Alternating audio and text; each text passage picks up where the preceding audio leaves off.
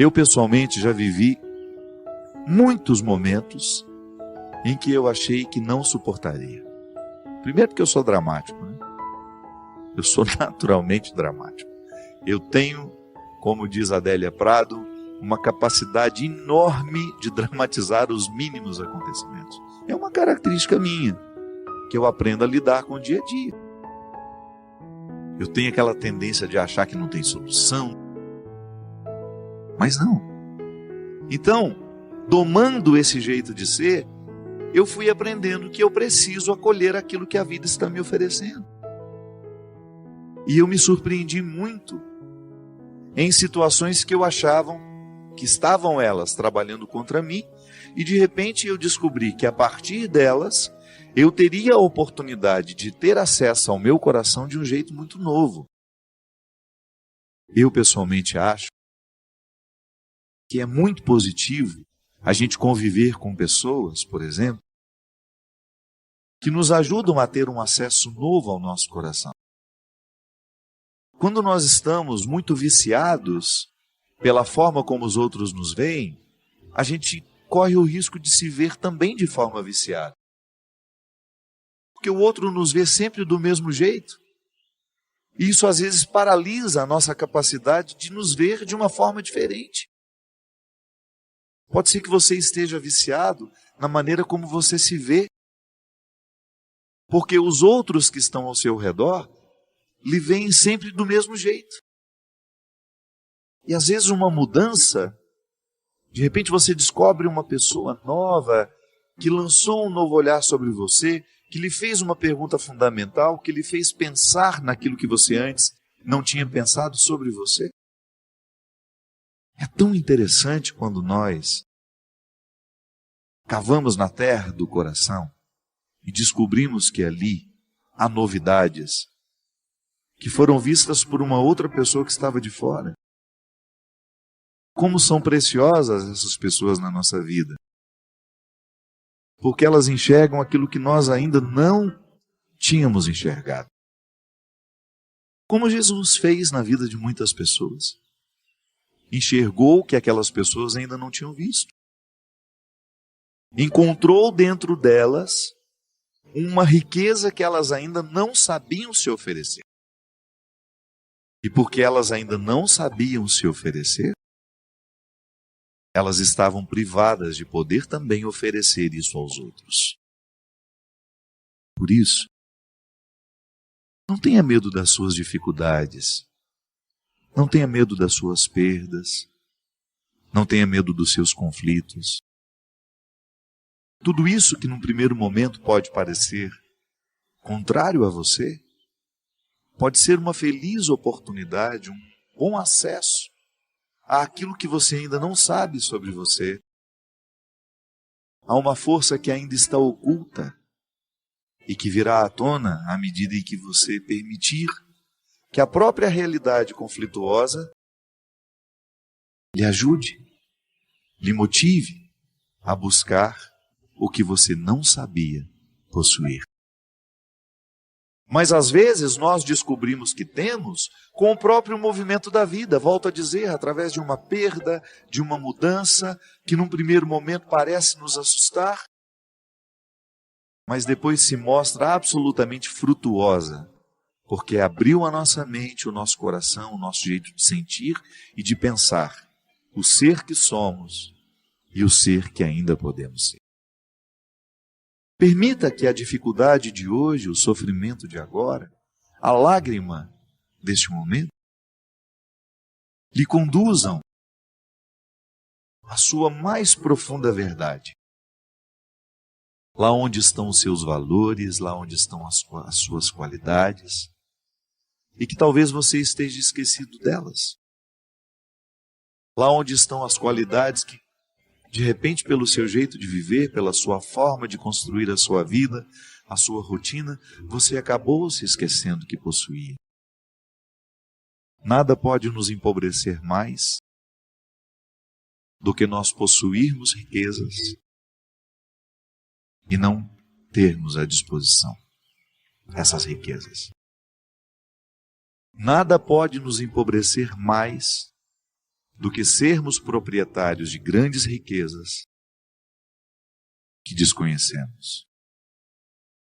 Dentro do coração há tantas riquezas, há tantas pedras preciosas, mas é preciso buscá-las. Não basta tê-las, é preciso utilizá-las. Não basta ter riquezas, é preciso saber instrumentalizar tudo isso. Às vezes, minha gente, nós precisamos só de acordar. E às vezes este acordar está intimamente ligado a uma mudança, a um desconforto que nós precisamos enfrentar. Eu gosto de dizer que o nascimento, ele não acontece uma única vez na vida. Eu vim ao mundo porque fui expulso pelo ventre da minha mãe, que, movido por uma sabedoria biológica, me colocou para fora. Chega, já passou o tempo de estar aqui. E que bom que eu fui expulso. E depois precisei enfrentar muitas outras expulsões do ventre da vida. Quando eu achava que já tinha encontrado o meu lugar, as contrações chegaram, os acontecimentos me expulsaram, e eu precisei ir buscar uma nova forma de ser o Fábio. E como isso nos enriquece? Quando você percebe que a vida está expulsando você daquela realidade, daquela situação, antes de lamentar, pense na possibilidade de que essas contrações, essa expulsão, lhe proporcionará uma nova forma de ser você. E isso é absolutamente maravilhoso. Ter a oportunidade de ser você de um jeito novo. Isso é como nascer. Isso é como renascer. Você precisa ter primeiramente a consciência de que a sua primeira responsabilidade não é o outro, é você mesmo. Porque você só pode cuidar do outro depois de ter cuidado de si. Um relacionamento que começa no outro não dá, isso é doente. Ah, padre, mas isso é um egoísmo? Não é não. Isso é o passo certo do relacionamento. Eu só posso dar um passo na direção do outro depois de ter conquistado os meus territórios. A verdadeira caridade só existe quando eu sou livre para amar, quando eu sou livre para doar. Eu não estou agindo por uma necessidade. Porque às vezes até a nossa caridade não é por amor, não, é porque a gente quer aparecer. Às vezes a nossa caridade está em torno do nosso espírito pavão. Eu preciso que o outro me veja, eu preciso que o outro me note, então eu faço caridade, eu faço isso, faço aquilo, mas aquilo é tudo vazio dentro de mim, não me preenche, não me faz feliz. Meu Deus do céu! A caridade que eu faço precisa estar em consonância com aquilo que eu sei sobre mim. É essa minha liberdade interior me motivando a conquistar cada vez mais os territórios que são meus, conhecendo os meus defeitos, as minhas possibilidades, para que depois eu dê um passo na direção do outro e faça o mesmo na vida dele. Ao invés de ser um sequestrador, eu quero ser um libertador. Eu não quero estabelecer relacionamentos de amizade em que eu faço um papel de sequestrado ou de sequestrador. Só tem sentido a gente estabelecer relacionamentos se for para a gente ajudar o outro a fazer a conquista dessa liberdade interior. É aquilo que a gente fala, né? A gente precisa de ter amigos que nos façam amigos de Jesus. Aprendi com a minha amiga Marina Patrus, lá em Belo Horizonte. Uma frase simples. É verdade. Eu preciso ter vínculos com pessoas que vão me motivar a viver essa liberdade interior. Ah, se quiser me perder, é começar a colocar uma amarrinha aqui no meu pé. Saio fora, vou longe, vou embora. Você sabe por quê? Eu levei muito tempo para compreender o processo da liberdade. Você acha que eu vou dar passos para trás na direção contrária da liberdade que Deus quer para mim? Eu não posso permitir isso. Sabe por quê? Eu estou pecando contra a minha conversão. Qual é a minha conversão? Qual é o processo que Deus quer realizar em mim? É me fazer ser livre. Se eu aceito viver um relacionamento que me aprisiona, que me poda das minhas possibilidades, que me priva de chegar ao que Deus quer de mim, esse relacionamento é diabólico. Ainda que ele pareça santinho, ainda que ele pareça bonitinho. Mãe pode fazer isso com a gente. Você quer um amor mais sagrado que de mãe? E mãe, se não cuida, sequestra assim a subjetividade do filho. Quando ela impõe a ele que ela quer que ele faça isso, que ele faça aquilo. Quando ela não é capaz de compreender o outro como alguém totalmente outro. O meu filho não é uma extensão dos meus desejos. Isso é muito cruel.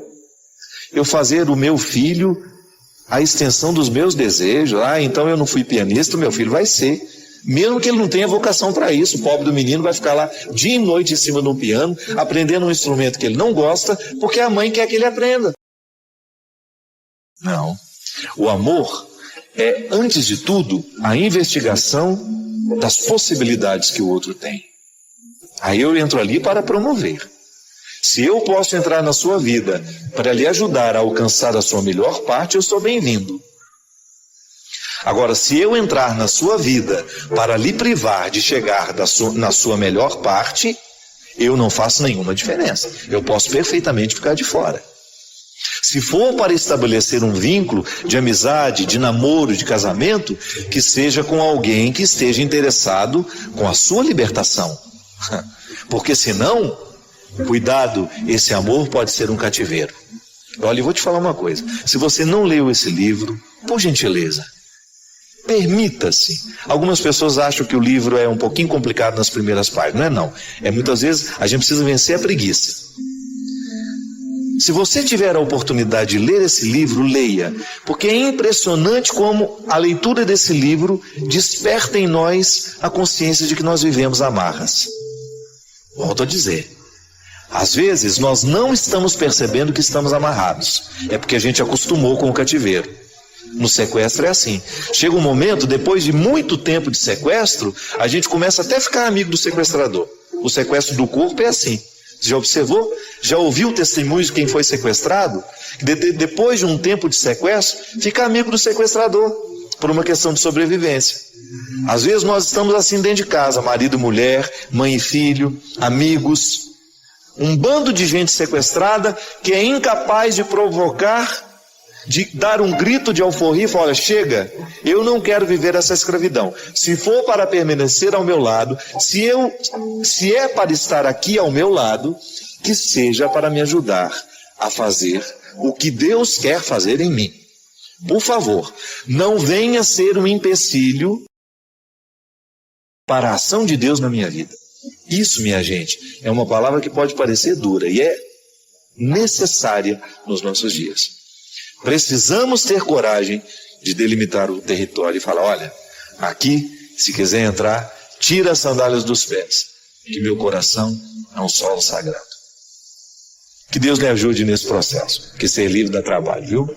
Eu sei, estou vivendo o meu processo diariamente, e eu sei onde eu tenho que cortar, as arestas que eu tenho que cortar, as pessoas que eu tenho que manter uma certa distância, porque senão a gente fica território do outro. E o outro acha que tem o direito de fazer o que quer no coração da gente. Não é bem assim, não. Deus nos ensina que o nosso coração é um território sagrado e só tem o direito de participar desse coração aquele que estiver com as mesmas intenções que Deus tem para nós.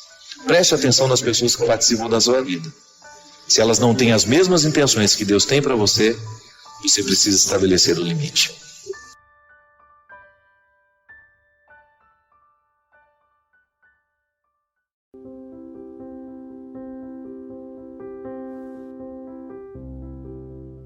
Menor que o meu sonho, eu não posso ser.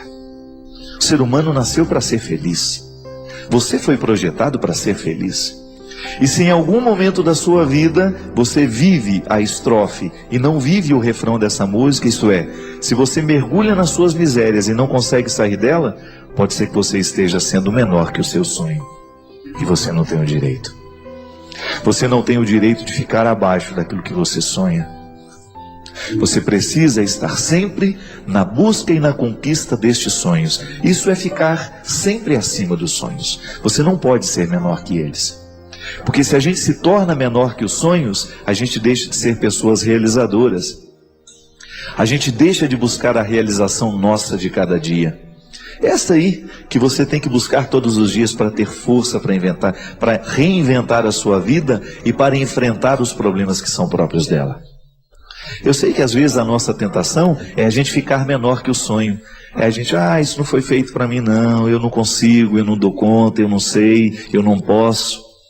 Já parou para prestar atenção o quanto que a gente se esconde nessas expressões? Eu não vou conseguir, eu não vou alcançar, eu não posso, já chegou o meu tempo de parar. Não seja menor que os seus sonhos. Mesmo que você já esteja em idade avançada, eu tenho certeza que se você for sincero com você, você vai encontrar muita coisa aí dentro do seu coração que você ainda não realizou.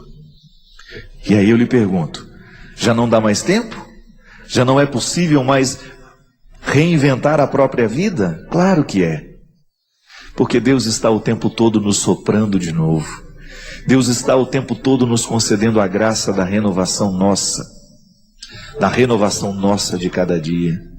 Deus está nos soprando todos os dias pela força do seu Espírito, aquele elan vital para que a gente possa continuar dando conta da vida. É isso, minha gente. Não são raras as vezes em que a vida parece nos sufocar, em que as dificuldades que nós enfrentamos se tornam maiores do que a nossa coragem. Não são raros os momentos em que a gente tem aquela sensação de que a vida é mais pesada do que nós podemos suportar. E é nessa hora que nós precisamos prender os nossos olhos no refrão de esperança. Porque a esperança tem o poder de nos fazer novos. É interessante como que na vida, de repente, quando menos imaginamos, um novo espírito toma conta de nós. E aquilo que parecia tão antigo, tão pesado sobre nós, ganha ares de novidade. Não é que a vida mudou, mas mudou alguma coisa dentro de nós. Mudou o nosso jeito de olhar para ela, mudou o nosso jeito de interpretar os problemas, mudou o nosso jeito de olhar para a nossa doença. Aquelas pessoas que enfrentam as suas enfermidades, você tem duas maneiras de olhar para elas. Ou você enfrenta como um tempo desagradável, cheio de limites, ou você enfrenta com um tempo de possibilidades. Ou você enfrenta como a minha doença me ensina. O que ela me ensina? A lidar com os meus limites, a compreender um pouco mais os limites dos outros. Porque se a minha doença não me humaniza, eu não sei o que nessa vida vai ser capaz de me humanizar. Eu tenho uma amiga que enfrenta sérios problemas de saúde. Mas quando você olha para ela, você quase não percebe. E outro dia, passando numa loja, ela estava comigo nessa loja, olhamos algumas coisas que eu precisava ver e fiquei de voltar depois. E hoje eu tive a oportunidade de voltar naquela loja. E qual foi a minha surpresa? Que a vendedora olhou para mim e disse assim, cadê aquela sua amiga que veio junto? Eu disse, hoje ela não pôde vir, está trabalhando. A menina me disse assim, nossa, ela me transmitiu tanta coisa boa, ela me pareceu ser uma pessoa tão feliz, ela me pareceu ser uma pessoa tão realizada, e eu não tive dúvida em contar naquela hora das grandes dificuldades que a minha amiga enfrentava. E eu fui contando tudo que a minha amiga tinha, tudo que ela estava passando nos últimos tempos, de enfermidades físicas, e pude observar nos olhos daquela vendedora que me conversava comigo, que me atendia naquela hora, as lágrimas querendo descer. Imediatamente ela chamou a colega que trabalhava na loja e me disse assim, e disse para ela, nossa, se você visse como ela é, você jamais imaginaria que aquela pessoa passa pelas dificuldades que passa. Sabe qual é o segredo? Eu saí da loja orgulhoso da minha amiga. O segredo é que ela nunca fica menor que o sonho dela. O segredo é que ela nunca permite que a sua enfermidade se torne maior que as suas esperanças. O segredo dela é que ela continua acreditando no olhar de Jesus. Ela não se desprende dele por nada nesse mundo. Ela não presta atenção no câncer que tem. Ela presta atenção no Deus que lhe empresta a vida a cada dia, e a ela não importa quanto tempo ela ainda tem nessa vida. A ela importa é a qualidade de cada instante. Ela não fica pensando nos meses que virão, nas dificuldades que enfrentará, ou se ainda terá quanto tempo de vida. Ela não fica se prendendo nisso. Ela não fala dessas coisas. Ela preferiu enfrentar o câncer e a dificuldade de um outro jeito. Ela preferiu enfrentar sorrindo, conquistando as pessoas. Ela não perde tempo em lamentar as dores constantes que sofre. Nós que somos próximos sabemos das dores constantes que ela sofre, mas ela preferiu não falar das dores. Ela preferiu alimentar dentro dela um jeito de ser diferente. Ela preferiu dar testemunho da fé que ela professa, ela preferiu dar testemunho do Jesus que ela ama, assim, vivendo de maneira esperançosa tudo o que vive. Ela não se torna menor que o sonho. Ela não se curva ao câncer, ela não se curva à dor, porque ela descobriu que o tempo que ela tem não importa. Nós não podemos dizer se nós vamos viver mais ou menos que ela. Agora, uma certeza eu tenho: ela não quer viver mais ou menos. Nós não sabemos o tempo, e ela também não sabe. Aliás, ela é um desconcerto para os médicos. Já anunciaram o seu fim há muito tempo, mas está mais viva do que muitos de nós. Sabe o que é isso, minha gente? A capacidade que essa criatura tem de olhar-se de um jeito novo, todos os dias. E de só olhar o que vale a pena, de prestar atenção no que vale a pena. Quantas vezes nós, na tentação de ficar cuidando demais dos problemas que nós temos, nós não enxergamos as soluções. Nós não enxergamos as possibilidades porque os nossos olhos estão presos demais nos problemas que nós temos. Assim como a minha amiga sabe que a cada dia ela precisa escolher o que ela vai fazer da doença que ela tem. Quais são os cuidados que ela vai ter para manter o corpo, mas sobretudo a alma sobrevivendo. Sobreviver o corpo, há pessoas que sobrevivem durante muito tempo, mas não há qualidade nenhuma nessa sobrevivência, porque o mais importante é a gente fazer sobreviver a alma. E assim, quando ela andar pelas lojas daqui de Taubaté, entrando um lugar ou outro, as pessoas vão descobrir nela alguma coisa de diferente. Onde foi que ela aprendeu tudo isso? Eu não sei. Onde foi que ela de fato encontrou forças para estabelecer com a vida um pacto? Eu não sei. Eu não sei qual foi o livro que ela leu, qual foi o discurso que ela escutou. O que eu sei é que Deus é inevitável na vida dela. Deus é aquilo que dá sustento o tempo todo. As outras coisas eu não sei dizer. Mas quando a gente percebe nos olhos dela um Deus que não a deixa morrer antes da hora, a gente já começa a acreditar no significado da ressurreição. A gente começa a entender como é que o sofrimento pode lapidar uma pessoa e pode torná-la ressurreta mesmo antes de ter morrido. Porque eu vou te confessar uma coisa: ao conviver com ela, às vezes eu tenho a sensação de que ela já ressurgiu antes da morte. E que a ressurreição é para ela o dado de toda hora. É o movimento de todo instante. Por isso que a morte não vence. Por isso que a morte não está tendo poder. E por isso que ela ainda, mesmo sem dizer nada, sem abrir a Bíblia, sem fazer discursos homéricos, sem dar testemunho de absolutamente nada, somente entrando numa loja de sapatos, sorrindo, tratando bem quem ela encontra, mostrar que Deus existe, que Deus é vivo, que Deus é o vivente, que está dentro de nós, que estabelece com a vida o tempo todo um pacto e que faz com que a nossa vida esteja encaminhada nos trilhos do sentido, que não é absurdo sofrer. Há um sentido em cada dor e ainda que ele esteja oculto, a sabedoria nos encaminha para descobri-lo. Os absurdos, eles deixam de existir no momento em que nós estabelecemos o sentido. Para ela tem sido assim. É fácil? Não. Só Deus sabe quanta energia ela precisa gastar para continuar alimentando o sorriso que ela tem. Só Deus sabe quantas energias, quanta luta, quanta oração, quanto joelho no chão, quantos gestos ela tem que estabelecer para que o sentido se estabeleça dentro dela. Mas ela não desiste. Ela continua permitindo que o sonho prevaleça. Ela continua lutando para não ser menor que o sonho. Eu não sei quais são os grandes sonhos que ela tem na vida. Não sei.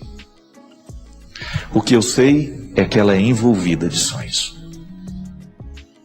O que eu sei é que prevalece o tempo todo um desejo de fazer diferença na vida. De notar os pequenos detalhes da existência. De estar atento àquilo que o senso comum não vê. De estar atento àquilo que naturalmente a gente não percebe. É isso, minha gente.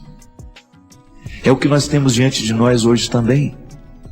Mesmo que não estejamos acometidos de enfermidades sérias, mesmo que nós não estejamos ameaçados de morte, a vida nos ameaça o tempo todo. Nos ameaça e nos coloca numa necessidade de responder a ela. Você está desafiado pela sua vida. Você tem aí as suas questões. Coloque-as diante do seu coração. Coloque-as diante de você. E não permita que esses problemas, que essas dificuldades venham ditar as regras do jogo. O jogador é você. E você só vai ganhar essa partida se você assumir a liderança dessa história.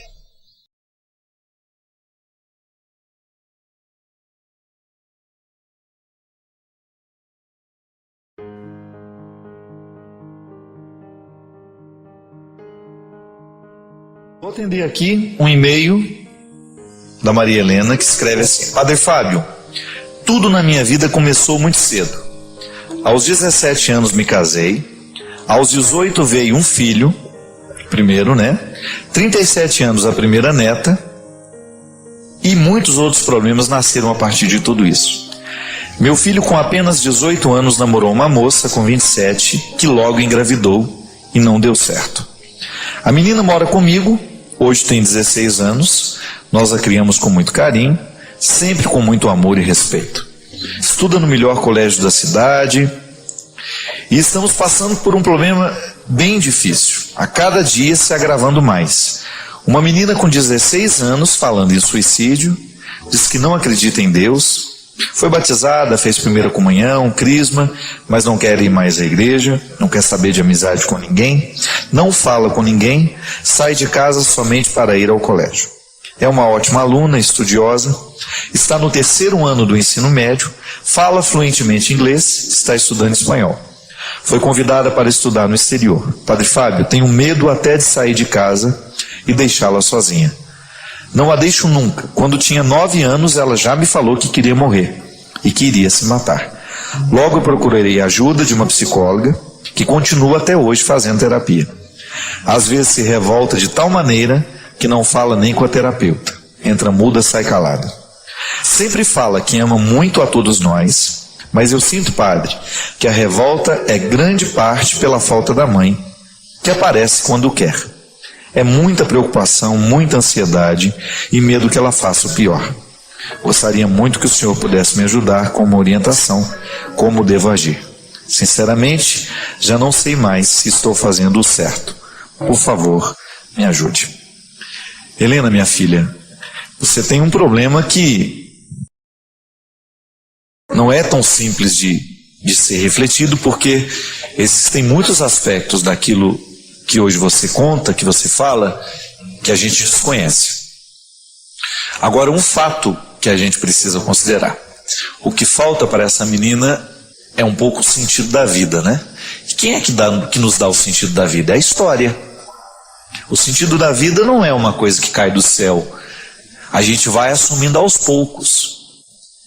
O sentido é como se nós pudéssemos falar do elemento fundamental que faz com que uma construção fique de pé. No caso, nós temos um alicerce, que foi programado para fazer com que as paredes pudessem parar. O sentido na vida da gente funciona assim. para que a gente dê conta dos ventos, para que a gente dê conta das situações difíceis. Se eu tenho um sentido para a minha vida, se eu sei o porquê viver, as dificuldades que farão parte do meu processo, do seu e de todos nós que estamos assistindo o programa, essas dificuldades serão vencidas à medida que houver este sentido. Quando nós falamos que um adolescente, e você disse que ela desde os 9 anos já dava indício de que teria uma tendência ao suicídio, nós estamos falando de alguém que realmente precisa ser orientada. Recomendo até que você olhe um pouco essa terapeuta que está acompanhando o caso, se já não seria a oportunidade de você perguntar até para a própria menina de 16 anos, se ela não gostaria de fazer uma outra coisa, uma outra terapia, de repente mudar o tratamento, para que você não tenha que carregar esse peso sozinha, né? Isso não é uma realidade para você viver sozinha. E mesmo porque você precisa tomar algumas distâncias. Primeiro, ela tem uma história sofrida. É natural que essa estrutura que lhe faltou, né, de não ter uma mãe por perto, de ter nascido de um casamento que não deu certo, ou sei lá, nem sei se casaram, né? Mas de uma junção que não deu certo, já começa traumatizando. E é por isso, minha gente, que eu aproveito essa oportunidade para dizer: colocar filhos no mundo não pode ser apenas um exercício de biologia, né? Nós precisamos tomar muito cuidado com os filhos que nós colocamos no mundo, porque são os pais os primeiros a estarem comprometidos com a construção do sentido da vida daquela pessoa. Construir um sentido para que o outro tenha condições de dar conta da própria existência. Como é que a gente constrói o sentido? Com amor, com palavras, com consideração, com gestos, né? Com atitudes, com disciplina. O sentido se constrói assim, quando a gente vai saboreando a vida, com tudo aquilo que ela tem, e descobrindo que vale a pena. Estabelecer metas, né? A gente falava aqui antes, como é importante os nossos adolescentes hoje terem metas de vida. Nós precisamos interferir diretamente no processo educacional dos nossos adolescentes para ajudar na construção desse sentido, porque hoje é lamentável, mas o mundo às vezes extrai esse sentido, retira o sentido da vida desses meninos e meninas muito cedo. Por quê? Por causa do jeito como a gente vive. A própria maneira como eles estão contextualizados na sociedade, né? Muitas vezes tão permissiva, tão irresponsável, tão descomprometida. Então a sua neta não é por acaso. Tratá-la hoje, dos problemas hoje, requer olhar um pouco para a história que ela viveu e tentar descobrir o que dessa história está muito ferido para a gente tentar reconstruir hoje. Quem sabe chamando a mãe dela, tentando uma reaproximação, quem sabe. Nunca é tarde para ser mãe, né? Nunca é tarde para ser filho. E como essa necessidade é vital, nós vamos morrer com necessidade de mãe. É impressionante isso. De vez em quando, né, o barco balança demais. Qual é o primeiro nome que a gente grita? Ô, minha mãe. A mãe representa na nossa vida este amparo existencial. É por isso que, por mais emancipada que esteja a mulher hoje, nos dias de hoje, trabalhando, alcançando um espaço na sociedade, o que eu acho justíssimo, a gente nunca pode esquecer que a mãe, ela exerce um papel na vida do filho que é fundamental. Ah, é diferente do pai? É mais especial que a relação com o pai? Não sei. O que eu sei é que é definitiva. A relação com a mãe é a primeira segurança que nós temos na vida. É o primeiro vínculo que nós temos na vida. Então, se a criança perde isso muito cedo, é natural que ela sofra de inseguranças, né? A psicologia nos ensina que a distância que um recém-nascido sofre quando a mãe se ausenta, a criança não sabe lidar com o tempo ainda. Eu sei o que significam 15 minutos. Se alguém falar para mim assim, padre, eu estou indo ali, daqui 15 minutos eu volto. Eu sei o que isso significa. Uma criança não. A relação que a criança tem com o tempo é afetiva. E a relação afetiva não racionaliza. que em 15 minutos a mãe estará de volta. É por isso que é tão sofrido e gera tantos traumas na vida da criança, o distanciamento da mãe, numa fase em que ela não sabe pensar sem a mãe. Você pode até não concordar com Freud, você pode não gostar da teoria dele, mas este homem deixou alguns ensinamentos muito pertinentes para a gente poder assimilar. Um desses ensinamentos é essa estreita ligação com a mãe, que nos coloca numa dependência total e absoluta nos primeiros meses e anos de vida. A mãe é o meu vínculo.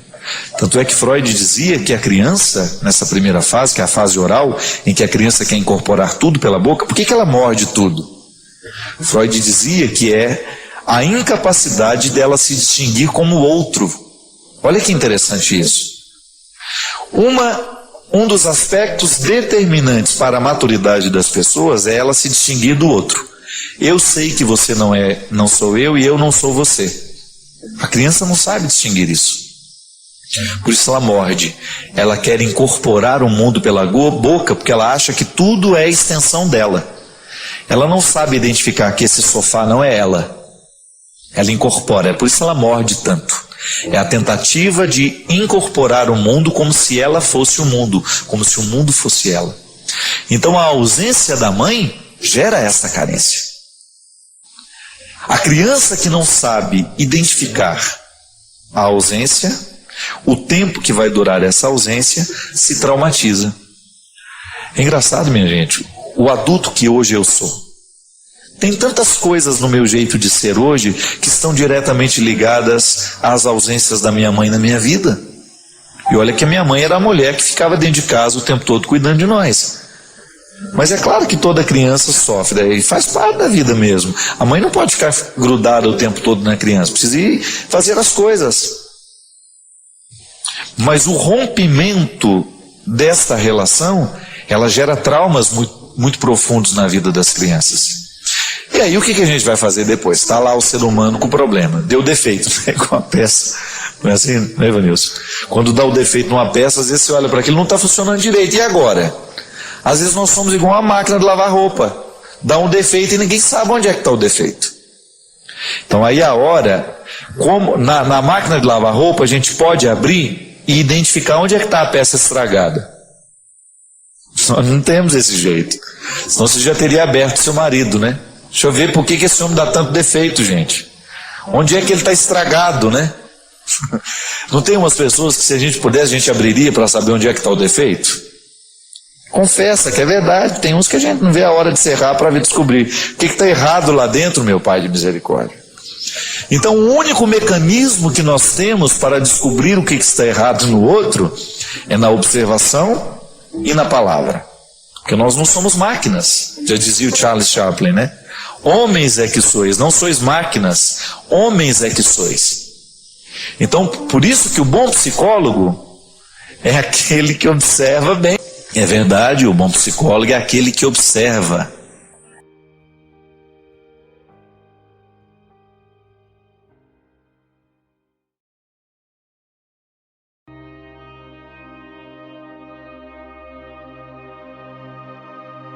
Padre Fábio, boa noite. De uns dias para cá eu tenho tido uma visão em relação a toda essa maldade existente que há no mundo. Até um tempo atrás eu costumava pensar que tudo isso era fruto do pecado de Adão e Eva. E ultimamente eu venho entendendo que o pecado não veio por meio de Adão e Eva, mas sim lá no céu, quando o anjo Lúcifer se rebelou contra Deus e foi expulso do paraíso. E esses anjos estão aqui entre nós espalhando o mal. Então, como posso compreender, Padre? Foi Deus quem errou? Por que com todo o seu poder permitiu que antes do homem o pecado, a traição estivesse entre os seus anjos? Que poder é esse do demônio? Que até a Bíblia, Jesus diz que não veio trazer a paz, mas sim a espada. Por favor, Padre, eu preciso de uma orientação. Sérgio, muito inteligente a sua questão. Realmente, quando você pensa que Lúcifer é o anjo da luz, né, que se rebela contra Deus porque ele queria ser como Deus, isso antecede realmente a experiência sei lá, porque a gente não pode contextualizar no tempo, né? Mas de maneira a compreender pela Sagrada Escritura, você tem então um Adão e Eva, digamos assim, depois dessa experiência do anjo decaído, né? Porque se lá está a serpente que materializa essa presença do mal do mundo, inclusive, tadinha, é uma injustiça, né? Eu fico pensando que para as cobras, né? Que é uma criatura que tem o seu papel no mundo, às vezes a gente mata uma cobra tão justificado, essa cobra pode me fazer mal. Sim, a gente está aí. O mito presente, né? Essa narração, vou falar mito, não se pode confundir você, né? Essa narração que está em Gênesis, colocando a serpente como aquela que representa o mal e seduzindo Adão e Eva, é como se houvesse realmente uma ação que antecedesse esse pecado. O mal já estava presente no mundo. E ali, meu filho, a gente não pode ficar perdendo muito tempo em querer compreender a origem do mal. Porque é como você querer enxugar o gelo. Aí não chega a nenhum resultado. Você vai enxugando, ele vai brotando água, vai brotando água. O importante é a gente conviver com essa compreensão de que o mal está presente no mundo. E que o pecado, essa experiência que nós identificamos em Adão e Eva como algo que vai gerar para nós, é um erro que gera consequência, é um erro que gera uma herança, isso é, eu estou marcado pelo pecado porque eu sou um filho de Adão. Tudo isso é resolvido no momento em que o Cristo assume este pecado e o redime, através do mistério da encarnação, da sua morte, da sua ressurreição. Então, nós começamos a resolver o conflito assim. Eu trago dentro de mim as marcas de Adão, porque eu sou humano, eu sou frágil, eu tenho que estabelecer uma convivência com esse meu limite, como eu dizia, eu preciso fazer esse enfrentamento diário, preciso olhar para mim, para as minhas misérias e sem nenhuma hipocrisia lidar com elas. Eu não posso guardar isso na gaveta e fingir que não existe, não. Eu sou ciumento, eu sou desonesto, eu sou mentiroso, eu sou infiel. Estou dizendo, né? Todos nós temos esse monte de pecado. Estou dizendo que eu sou tudo isso aqui não, né? Estou só dando o exemplo, que eu faço um esforço diário para não ser, mas eu trago tudo isso dentro de mim. É só você permitir dar corda aos seus desequilíbrios e você vai ver onde você vai. É impressionante como, se a gente não cuida do que é precário em nós, como isso se multiplica e cresce. Então, eu estou com todas as marcas de Adão em mim, você está, com toda essa tendência ao mal, tendência ao maligno, que você pode compreender a partir da Sagrada Escritura, você pode compreender de outra forma. O importante é que você não negue que o mal existe. Agora, eu também não posso me esquecer que eu estou sob o fluxo da graça, no influxo da graça. Eu estou neste movimento de purificação. Cada vez que o Cristo vence os poderes de Adão em mim, o meu cristianismo se aflora como um testemunho muito positivo para o mundo. Então eu tenho como uma possibilidade lidar através dos meus enfrentamentos com as minhas questões adâmicas e transformar tudo isso que é miserável em mim em realidades bonitas que me fazem semelhantes ao Cristo. Então o caso não está perdido, né? Nós estamos sempre com a possibilidade de sermos beneficiados pela ação graciosa de Cristo em mim, em você, que nos salva diariamente de tudo aquilo que nos faz perder. Perder a vida, perder a beleza das coisas. Deus nos salva diariamente através de Cristo. Sua missão específica é essa. Sempre que nós enfrentamos aquilo que está nos jogando para baixo, e que com coragem a gente vai falar, é verdade, eu não preciso retornar às cebolas do Egito. Deus está me preparando algo muito melhor. Então, enfrente a vida como ela merece ser enfrentada. Enfrente os seus desconfortos. Enfrente as pessoas que lhe fazem cada vez mais regressar ao território da escravidão. Não tenha medo de tudo isso. Enfrente, porque deste enfrentamento pode ter certeza que você vai ser beneficiado. Deste enfrentamento nascerá muita ressurreição. Que Deus lhe abençoe sempre mais. Que Ele derrame sobre o nosso coração essa coragem para que a gente possa enfrentar tudo aquilo que em nós é pecaminoso, é precário.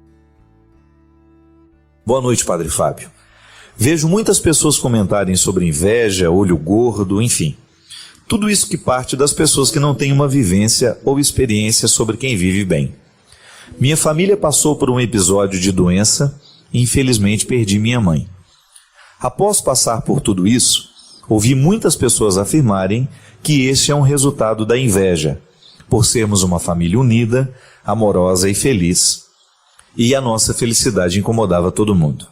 Não acredito que isso deva ser motivo, pois creio em Deus acima de tudo, mas gostaria de saber se realmente a inveja tem essa força toda que as pessoas dizem. A inveja, qual é o poder que uma inveja pode ter sobre nós? Quando a gente abre os nossos ouvidos para escutar o que os invejosos têm a dizerem, não é? Nós não podemos acreditar que porque o outro tem inveja de mim, as coisas vão começar a dar errado na minha vida. Pelo amor de Deus, isso é acreditar em crendices, né? Em superstições, em realidades que definitivamente não fazem parte do nosso contexto. Eu, particularmente, gente, tenho um respeito muito grande a quem acredita, mas isso não faz parte das minhas crenças. Eu não tenho superstição de nada, não tenho medo, não tenho mesmo. Outro dia uma menina veio dizer para mim, padre, fizeram uma macumba para mim. Eu falei, minha filha, chuta logo essa macumba e vai viver a sua vida, não é? Pare de ficar dando atenção a essas coisas. Quem tem Deus no coração não pode admitir que essas coisas ruins venham pesar sobre nós, minha gente. O problema da inveja é o invejoso. Agora, se você começa a dar ouvido aos invejosos, se você começa a viver a partir do que os invejosos estão dizendo, a partir das maldades que eles estão criando, você então vai verdadeiramente permitir que a inveja do outro tenha força sobre você. Eu tenho pensado muito sobre isso, sabe? Quanto mais a gente vai ficando público, maior, né, são as pessoas que vão serem bondosas com você, mas vão ser também maldosas. E eu descobri que nós precisamos tomar uma vacina que nos imunize para essas maldades do mundo. Da mesma maneira como uma mãe vai imunizar o filho para ele não pegar hepatite, para ele não pegar gripe, para ele não pegar essas doenças todas, meningite, nós precisamos tomar uma vacina todo ano que nos imunize das maldades do mundo. Como? Revestir-nos de Deus, revestir-nos da palavra do Senhor, da força que vem do céu, e começar a só permitir que as coisas boas permaneçam entre nós. Errar, nós vamos errar. Crítica positiva, ela sempre será bem-vinda na nossa vida, mas nós não podemos permitir que a inveja venha destruir a nossa vida. Então a gente precisa aliviar o nosso coração de tudo isso. Meu filho, acreditar que a sua mãe morreu porque alguém tinha inveja da família de vocês, isso é um absurdo. Isso é um absurdo. Nós não podemos admitir uma crença assim. Acreditar que o que o outro me deseja mal possa verdadeiramente fazer um mal acontecer na minha vida, só tem sentido se eu permito que o mal dele entre na minha história, entre na minha vida. Eu sei que não é fácil administrar a inveja dos outros, sobretudo quando essas pessoas inventam histórias, quando elas começam a te prejudicar. Aliás, eu estava refletindo muito sobre isso no final do ano. A internet é um instrumento muito perigoso nos dias de hoje, porque se você solta uma fofoca lá na internet, até que você corrige aquilo, até que a pessoa que sofreu aquela afronta consegue provar que não é verdade aquilo que estão dizendo, né? Então veja bem, o que é uma pessoa, o que é a maldade humana, né? A maldade, a inveja, todas as coisas ruins que fazem parte da vida. Você não tem como se livrar disso. Isso vai estar onde existir pessoas humanas, onde existir gente, lá a maldade e a inveja estará presente. Agora, você precisa se vacinar, você precisa estar imune a esses males que o mundo lhe causa. Porque senão você vai ser destruído por tudo isso. O invejoso é aquele que está sempre de olho na vida do outro, né? Ele não tem tempo para viver a própria vida. Ele fica o tempo todo prestando atenção no que o outro está fazendo, no que o outro... Claro, e ele só vai prestar atenção no que o outro está errando. Ele nunca vai poder mandar uma mensagenzinha do celular parabenizando por aquilo que deu certo. Mas cada vez que há um erro, ele vai fazer questão de mandar uma mensagenzinha, ele vai fazer questão de ligar, ele vai fazer questão de dar um recado. Por quê? Porque o objetivo do invejoso é destruir aquele que faz de alguma maneira que ele acha que está competindo com ele, fazendo sombra para ele. Pelo amor de Deus, né? Nós não podemos permitir que esses sentimentos cresçam dentro de nós. E a inveja, minha gente, é um sentimento natural, brota naturalmente do coração de todos nós. Aquele que fala que não tem inveja está mentindo, porque num determinado momento esse sentimento terrível toma conta de nós. Agora a gente precisa tomar cuidado com o que a gente faz com a inveja que a gente sente. Então tá bom, eu olho para o Christian, ele toca piano muito bem, eu sempre tive vontade de tocar piano, eu sinto aquela invejazinha dele... Mas olha, aí eu começo a prestar atenção naquilo que eu sei fazer e o Christian não sabe. Porque o invejoso só olha para o que o outro faz e que ele não. O invejoso tem uma dificuldade de perceber-se. Ele tem uma dificuldade de enumerar o que nele é valioso, o que nele é precioso. Para que eu vou ficar querendo o talento do Christian se eu já tenho uma série de talentos que o Christian não tem? É assim que vale a vida. E é nessa participação bonita de cooperação. Eu sempre tive vontade de tocar um instrumento, mas não tive tempo de aprender. Teria até tido facilidade de aprender, mas não aprendi. Mas é bom que eu começo a depender um pouco mais dos meus músicos também. Eu não sei trabalhar com carpintaria. Tudo bem, para isso que tem o carpinteiro. Se você já tem o seu ofício, se você já sabe fazer... Agora, a inveja nasce justamente neste momento. Quando eu começo a prestar atenção no que o outro tem e eu me esqueço do que eu sou capaz. Há tantas pessoas que são brilhantes, né? A vida inteira e que depois, no final de tudo, começam a jogar tudo fora. Os pés pelas mãos, né? É por isso que é interessante. Outro dia eu estava ouvindo É igual jogador de futebol, né? Jogador de futebol tem que sair de cena no auge. Concorda comigo? Porque senão ele vai virar... Ele é maravilhoso jogador, depois ele vai ficando cambeta, né? Vai ficando ruim, e ele começa a fazer um monte de coisa errada no campo, e ele vai ser lembrado pelas coisas erradas que ele fez no campo. Infelizmente é assim. Então, tão bonito como é chegar e fazer a coisa acontecer, também é saber sair de cena. Então agora eu já contribuí muito, vou começar a retirar o time de campo. Está na hora de me recolher. Vou deixar que os outros que estão mais jovens, que estão fazendo, que façam. A palavra daquele que soube sair de cena, ela sempre vai ter autoridade, desde que ela não seja mergulhada num contexto de inveja e de realidades ruins. Que às vezes ficam diabólicas, né? A inveja é capaz de fazer o outro ficar diabólico. Ele não sabe fazer outra coisa senão falar mal dos outros. Ele não sabe fazer outra coisa senão colocar defeito nos outros. E aí se expõe, né? Porque todo mundo sabe. Está falando mal por quê? Porque tem inveja. Então isso é muito perigoso. Mas meu filho, nunca podemos acreditar que essa inveja seja capaz de provocar esses desastres, essas desgraças todas. Senão nós vamos estar acreditando em superstição. O que a gente tem que neutralizar da inveja, primeiro momento, é ela dentro de nós, quando ela nasce naturalmente dentro do nosso coração, e a gente fica querendo o que é do outro, e neutralizar também o poder do invejoso sobre nós. O invejoso vai jogar as suas farpas, então você dê um jeito de criar uma imunidade, proteja-se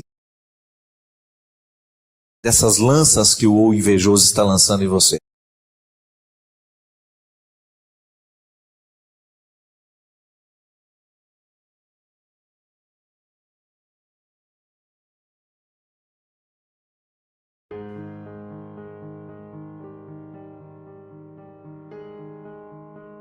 Não importa onde você parou. Não importa o momento da vida em que você se cansou. O que importa é que é sempre possível recomeçar. É necessário recomeçar. Recomeçar é dar uma nova chance a si mesmo. É renovar as esperanças na vida e, o mais importante, acreditar em você de novo. Sofreu muito nesse período? Chorou muito? Foi limpeza da alma. Ficou com raiva das pessoas? Foi para perdoá-las um dia. Sentiu-se só por diversas vezes? É porque fechaste a porta até para os anjos. Acreditou que tudo estava perdido? Era o início da tua melhora. Pois é, agora é hora de reiniciar, de pensar na luz, de encontrar prazer nas coisas simples de novo. Que tal um corte de cabelo arrojado, diferente? Um novo curso? Ou aquele velho desejo de aprender a pintar, desenhar, dominar o computador, ou qualquer outra coisa. Olha, quanto desafio. Olha quanta coisa nova nesse mundo de meu Deus te esperando. Tá te sentindo sozinho? Besteira? Tem tanta gente que você afastou com seu período de isolamento. Tem tanta gente esperando apenas um sorriso teu para chegar perto. Quando nos trancamos na tristeza, nem nós mesmos nos suportamos. Ficamos horríveis. O mau humor vai comendo o nosso fígado até a boca ficar amarga. Recomeçar. Hoje é um bom dia para começar novos desafios. Onde você quer chegar? Ir alto? Sonhe alto. Queira o melhor do melhor. Queira coisas boas para a vida. Pensando assim, trazemos para nós aquilo que desejamos. Se pensamos pequeno, coisas pequenas teremos. Já se desejamos fortemente o melhor e principalmente lutarmos pelo melhor, o melhor vai se instalar na nossa vida. E é hoje o dia da faxina mental. Joga fora tudo que te prende ao passado, ao mundinho de coisas tristes, fotos, peças de roupa, papel de bala, ingressos de cinema, bilhetes de viagens e toda aquela tranqueira que guardamos quando nos julgamos apaixonados. Jogue tudo fora, mas principalmente esvazie seu coração. Fique pronto para a vida, para encontrar de novo o amor. Lembre-se, somos apaixonáveis. Somos sempre capazes de amar e ser amados. Amar muitas vezes, muitas pessoas. Afinal de contas, nós somos o amor. Porque sou do tamanho daquilo que vejo. Que é justamente a gente poder agradecer a Deus pela amizade que Ele tem com a gente. É tão bonito a gente ser amigo de alguém, não é verdade? É tão bonito a gente passar pela experiência da confiança. A gente dar graças a Deus porque a gente tem amigos. Uma das coisas mais preciosas que nós podemos ter na vida é alguém em quem a gente confia, alguém a quem a gente confia a nossa vida. Quando você percebe que Deus segura a sua mão por forças humanas de pessoas que estão aqui do nosso lado. Afirmar o amor de Deus é, na verdade, afirmar a amizade dele por nós. Há um documento da igreja que começa de maneira muito bonita, dizendo que Deus se entretém com os seus amigos. O que é o entretenimento? É quando a gente tem a oportunidade de nem perceber que o tempo está passando, porque a gente está muito bem acompanhado. E geralmente quando nós estamos muito bem acompanhados, vivendo alguma coisa muito boa, a gente não percebe que o tempo passou. Diferente quando nós estamos do lado de pessoas que não são muito agradáveis, ou vivendo situações desagradáveis, a sensação é de que o tempo é maior do que ele dura no relógio. Por isso que toda hora a gente fica olhando, oh meu Deus, o tempo não passa, não vê a hora de ir embora. Diferente de quando nós estamos em situações confortáveis, em que pessoas que nós amamos estão diante de nós, partilhando aquele momento da vida, mesmo porque a beleza da vida, ela se multiplica cada vez que a gente partilha com alguém que a gente ama. Esse é até um mistério que vale a pena a gente identificar o tempo todo na vida. Se você quiser multiplicar a vida, você precisa dividi-la. A multiplicação só acontece se houve a divisão. Parece contraditório, mas é verdadeiro. Pode ser contraditório na teoria, mas é verdade na prática. A gente se multiplica, a gente multiplica o que é bom, à medida em que a gente divide com os outros. É um mistério da vida, é um mistério de Deus nos ensinando que essa experiência de nós sermos quem somos, de fazermos o que fazemos, só tem sentido se nós estivermos acompanhados por pessoas que a gente ama. Pessoas a quem nós somos gratos. Essa palavra gratidão é tão forte, ela é tão cheia de significado na vida humana. Dar graças porque você recebe aquilo que você nem merece. Porque o verdadeiro amigo, ele costuma nos oferecer o que a gente não merece. Porque se nós formos analisados a partir do que a gente faz de certo ou de errado, geralmente não sobra muita coisa, a gente erra muito nessa vida. Mas as pessoas que nos amam, elas não desistem de nós, mesmo quando nós fazemos tudo errado. A gente começa assim, agradecendo a Deus, porque mesmo quando nós não fazemos nada do que Ele gostaria que a gente fizesse, Ele continua nos amando. Mesmo que a gente faça tudo errado, mesmo que a gente não acerte, mesmo que a gente caia, mesmo que a gente peque, Ele está sempre ali para nos olhar nos olhos como um amigo olha para o outro amigo. E se entretém conosco. Como diz de maneira tão bonita o documento que fala da Sagrada Escritura. Da revelação, é um documento que trata da revelação. Quando nos diz que Deus entrou no mistério da vida humana, ama a humanidade e se entretém com ela. Quem sabe hoje, neste programa, você possa descobrir um jeito de se entreter com Deus. De você nem perceber que o tempo vai passar. De você fazer uma experiência de ficar em Deus por alguns minutos, por algumas horas, algum tempo. Que de repente não cabe no relógio. Mas quem sabe você possa descobrir então um entretenimento em Deus. E cada vez que a gente se entretém em Deus, nosso coração se enche de esperança, porque Deus só nos fala coisas agradáveis. Ele pode até mexer nas nossas feridas, mas Ele mexe para curar. Ele mexe para orientar os nossos caminhos. Porque todo aquele que ama quer ver bem encaminhado o amado. Que é justamente a gente poder agradecer a Deus pela amizade que Ele tem com a gente. É tão bonito a gente ser amigo de alguém, não é verdade? É tão bonito a gente passar pela experiência da confiança. A gente dar graças a Deus porque a gente tem amigos. Uma das coisas mais preciosas que nós podemos ter na vida é alguém em quem a gente confia, alguém a quem a gente confia a nossa vida. Quando você percebe que Deus segura a sua mão por forças humanas de pessoas que estão aqui do nosso lado. Afirmar o amor de Deus é, na verdade, afirmar a amizade dele por nós. Há um documento da igreja que começa de maneira muito bonita, dizendo que Deus se entretém com os seus amigos. O que é o entretenimento? É quando a gente tem a oportunidade de nem perceber que o tempo está passando, porque a gente está muito bem acompanhado. E geralmente quando nós estamos muito bem acompanhados, vivendo alguma coisa muito boa, a gente não percebe que o tempo passou.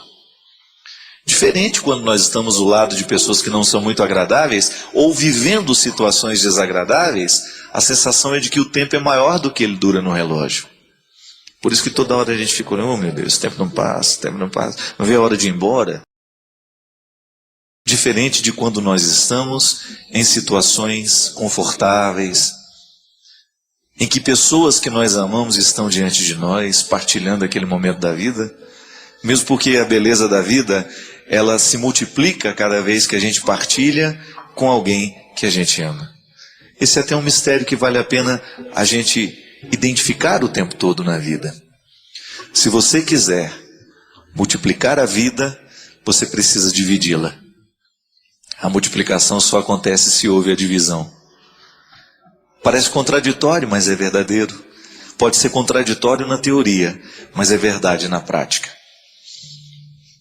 A gente se multiplica, a gente multiplica o que é bom, à medida em que a gente divide com os outros.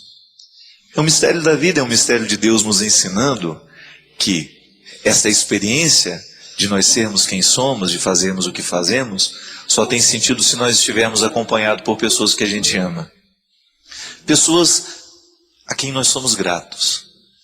Essa palavra gratidão é tão forte, ela é tão cheia de significado na vida humana. Dar graças. Dar graças porque você recebe aquilo que você nem merece. Porque o verdadeiro amigo, ele costuma nos oferecer o que a gente não merece. Porque se nós formos analisados a partir do que a gente faz de certo ou de errado, geralmente não sobra muita coisa, a gente erra muito nessa vida. Mas as pessoas que nos amam, elas não desistem de nós, mesmo quando nós fazemos tudo errado. A gente começa assim, agradecendo a Deus, porque mesmo quando nós não fazemos nada do que Ele gostaria que a gente fizesse, Ele continua nos amando. Mesmo que a gente faça tudo errado, mesmo que a gente não acerte, mesmo que a gente caia, mesmo que a gente peque, Ele está sempre ali para nos olhar nos olhos como um amigo olha para o outro amigo. E se entretém conosco. Como diz de maneira tão bonita o documento que fala da Sagrada Escritura. Da revelação, é um documento que trata da revelação. Quando nos diz que Deus entrou no mistério da vida humana, ama a humanidade e se entretém com ela. Quem sabe hoje, nesse programa, você possa descobrir um jeito de se entreter com Deus. De você nem perceber que o tempo vai passar. De você fazer uma experiência de ficar em Deus por alguns minutos, por algumas horas, algum tempo. Que de repente não cabe no relógio. Mas quem sabe você possa descobrir então um entretenimento em Deus. E cada vez que a gente se entretém em Deus, nosso coração se enche de esperança, porque Deus só nos fala coisas agradáveis. Ele pode até mexer nas nossas feridas, mas Ele mexe para curar. Ele mexe para orientar os nossos caminhos, porque todo aquele que ama quer ver bem encaminhado o amado.